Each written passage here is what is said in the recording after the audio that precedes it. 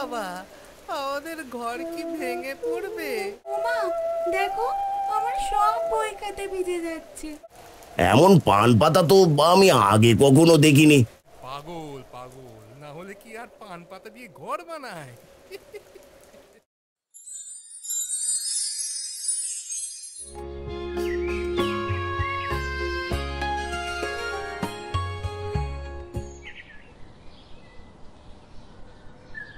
কর্তা, দোহাই লাগে, কোনো একটা ব্যবস্থা করে দিন।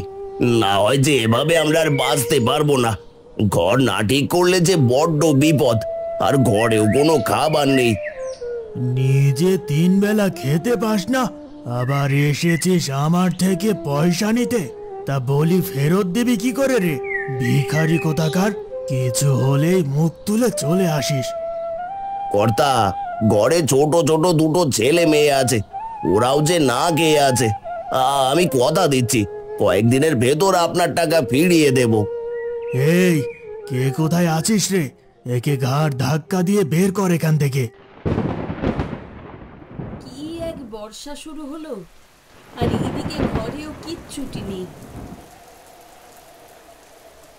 কি করব বলো, চেষ্টা কি আর কম করলাম?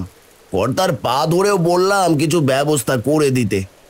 দেখো কদিন, তারা ঠিক বুঝবে যা করেছে ঠিক করেনি। আর এদিকে এত বৃষ্টি আসলো, আবার তুমি কিনা বৃষ্টিতে কাঠ কাটতে যাচ্ছ। চালটা তো একেবারেই শেষ। কাঠ কেটে বাজারে না নিলে আর বিক্রি না করলে এবার যে আমাদের ঘরেই বৃষ্টির জল গড়িয়ে পড়বে। এই বৃষ্টিতে কাঠ কেটেই বা কি করবে বলো তো? কে নেবে সেই ভেজা কাঠ? দেখি না, যদি কোনো ব্যবস্থা করা যায়। এই বর্ষা তো আর এখনই শেষ হবে না, সারাদিন টিপ টিপ করে জল গড়াবেই। বাবা, ও বাবা, আমাদের ঘর কি ভেঙে পড়বে? ঘরের চাল যে একদম নড়বড়ে হয়ে গেছে। মা, ও মা, দেখো, আমার সব বই খাতা ভিজে যাচ্ছে। সৃষ্টিকর্তাই জানে গো, এই কষ্টের শেষ কবে হবে। দিনের পর দিন খালি কষ্ট বেড়েই চলেছে। কদিন পর তো মনে হয় না খেতে পেয়েই মরবো সবাই। দীপালি, কি বলছো? জীবন যদি কষ্ট দেয় তাহলে তো জীবনের সাথে লড়তেই হবে। আমি যাচ্ছি, দেখি কপালে কি আছে।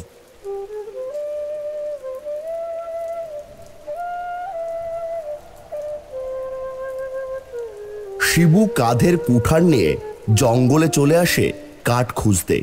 এর কিছুক্ষণের মধ্যেই খুব জোরে বৃষ্টি শুরু হয়। এই যা, এ যে কি শুরু হলো রে বাপ! কে জানে এই বৃষ্টি থামবে কখন। সাথে তো কিছুই নিয়ে আসিনি, এইখানে কোথাও আশ্রয় নেওয়ারও জায়গা নেই।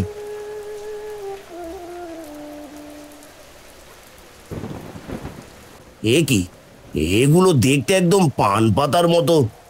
এমন পান পাতা তো আমি আগে কখনো দেখিনি। বাপরে, কত বড়! একটা পাতা দিয়ে মনে হচ্ছে যে বৃষ্টির মাঝে ছাতার কাজ হয়ে যাবে। না, আর দেরি না করে একটা পাতা ছিঁড়ে নিয়ে মাথায় দিই।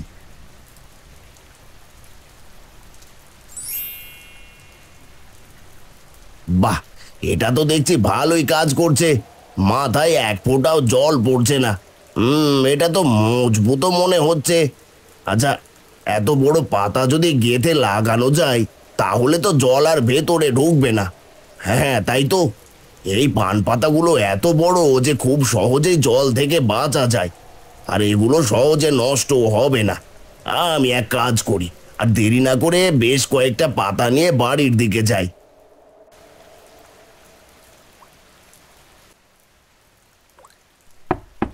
আরে, তুমি তো দেখছি একদম ভিজে গেছো। নাও, এ নাও, এ নাও, নাও নাও নাও, এই কাপড়টা নাও। এই কাপড়টা দিয়ে মাথাটা ভালো করে মুছে নাও। আর কি আনলে গো?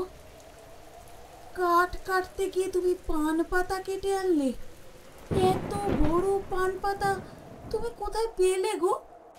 আমি তো কখনো এত বড় পানের পাতা চোখেই দেখিনি।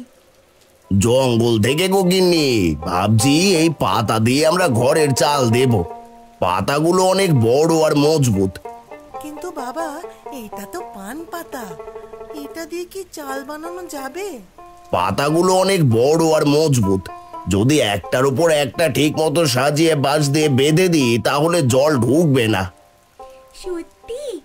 তাহলে তো আমরা জলের হাত থেকে বাঁচতে পারবো, তাই না মা? আমাদের তাহলে আর কোনো কষ্ট হবে না। জানি না রে মা। আচ্ছা, এটা কি টিকবে? টিকবে তো? যদি বাতাসে উড়ে যায়? দেখি চেষ্টা করে।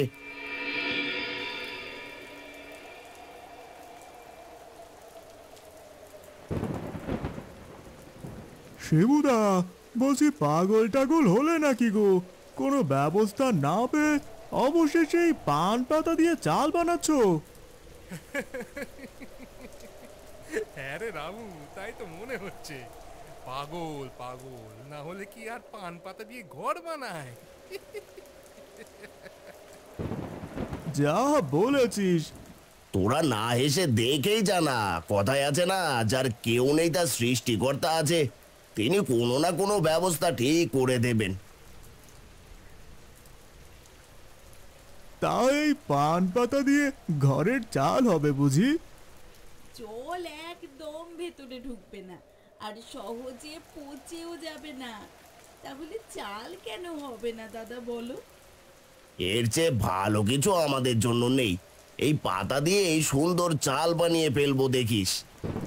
অবশেষে শিবুর পান পাতার ঘর বানানো হয়ে যায়, আর তাদের ভাবনা অনুযায়ী ঘরের চাল দিয়ে এক ফোঁটা জলও ঘরের ভেতর প্রবেশ করে না। তা দেখে পুরো গ্রাম অবাক হয়ে যায়। যেই মোড়ল শিবুকে কথা শুনিয়েছিল সে নিজে শিবুর কাছে আসে। শিবু, শিবু রে, কই রে, বাড়িতে আছিস নাকি? কর্তা মশাই, আপনি আমার বাড়িতে? তোর কাছে দরকারে এসেছি রে। এই গরিবের কাছে আপনার কি দরকার পড়লো কর্তা?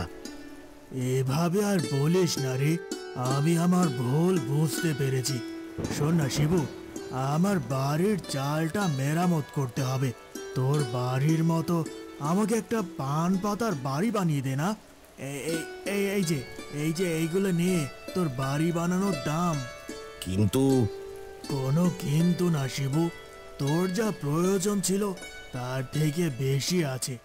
এই বর্ষায় বিপদ থেকে রক্ষা কর আমায়। আচ্ছা কর্তা, ঠিক আছে। তবে আমি চলি রে।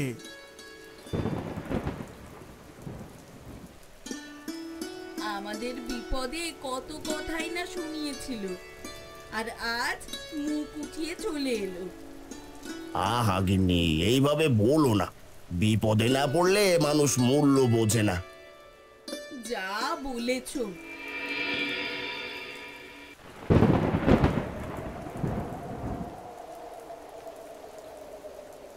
শিবু দাদা, আমাকে তোমার এই বাড়ির মতো পান পাতার বাড়ি বানিয়ে দাও না গো। পুরো গ্রামে যে তোমার হাতের ছোঁয়ায় সবুজ হয়ে উঠেছে। হ্যাঁ গো দাদা, এই ঘর তো বর্ষায় দারুণ কাজ করছে। সবাই কত শান্তিতে আছে। প্রয়োজনে অগ্রিম দেব, তাও না করো না দাদা। কি মজা! বাবা বাবা, আমাদের বাড়ি তো পুরো গ্রামের কাছে পান পাতার বাড়ি নামেই পরিচিত। হ্যাঁ রে বাবা, যা বলেছিস। যাক, ভালোই হলো গো। ওহ, এবার অন্তত শান্তিতে ঘুমাতে পারবো। আর এতদিন ধরে তুমি কাঠ বেচে যা আয় করতে পারোনি, এই পান পাতার বাড়ির জন্য যে তার 3 গুণ করে লেগো। আমাদের আর না খেয়ে থাকতে হবে না, ঘরে থাকতে আর কোনো কষ্ট হবে না আমাদের।